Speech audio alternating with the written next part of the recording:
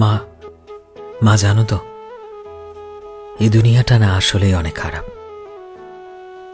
ছোটবেলাটাই হয়তো ভালো ছিল জানো তো, এখন তো প্রতিটা মানুষই আমার খারাপ চায়।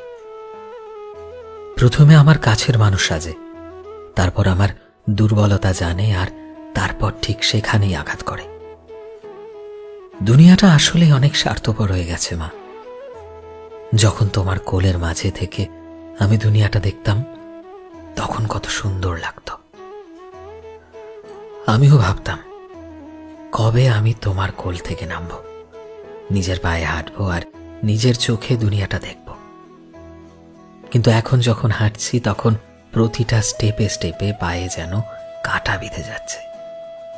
আর প্রতিটা হাঁটায় আমি বুঝতে পারছি আসল শান্তি তো শুধু তোমার কোলের মাঝেই ছিল, আর কোথাও নয়। আমি ভেবেছিলাম হয়তো ভালো মানুষ হয়ে আমি আমার ভালোবাসায় এই দুনিয়ার মানুষগুলোকে জিতে নেব, কিন্তু আমি